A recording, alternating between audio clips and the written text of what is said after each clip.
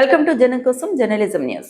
రాహుల్ గాంధీపై జరిగిన దాడిని నిరసిస్తూ భూపాలపల్లి జిల్లా కేంద్రంలో కాంగ్రెస్ పార్టీ ఆధ్వర్యంలో నిరసన కార్యక్రమం నిర్వహించారు.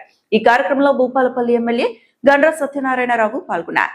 భూపాలపల్లిలో కాంగ్రెస్ పార్టీ కార్యాలయం నుంచి అంబేద్కర్ సెంటర్ వరకు భారీ ర్యాలీ నిర్వహించారు.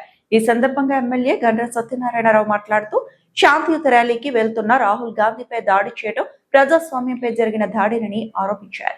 విద్యార్థుల సమస్యలు, నీట్ పరీక్షలు, నిరుద్యోగం, ఉద్యోగ నియామకాల అంశాలపై కేంద్ర ప్రభుత్వాన్ని ప్రశ్నించేందుకు చేపట్టిన ర్యాలీని అడ్డుకోవడం ప్రజాస్వామ్య స్ఫూర్తికి విరుద్ధమని విమర్శించారు. ప్రతిపక్షానికి ప్రజల తరపున ప్రశ్నించే హక్కు రాజ్యాంగం కల్పించిందని, ఆ హక్కును అణిచివేయడం సరికాదన్నారు.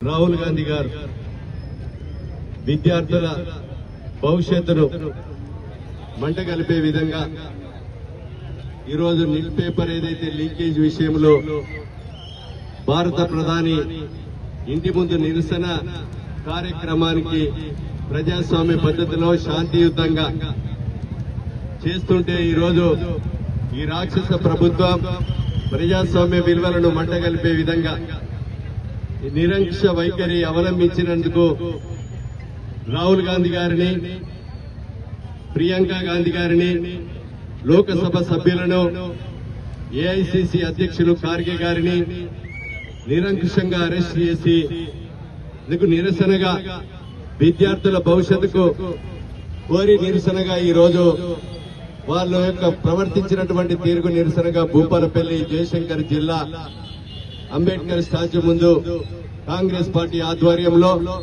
ఈరోజు నిరసన కార్యక్రమానికి విచ్చేసినటువంటి మన నల్గొండ ఎమ్మెల్సీ గిరిజన బిడ్డ, ఈ యొక్క పార్లమెంట్ ఇన్ఛార్జ్ శంకర్ నాయక్ గారు,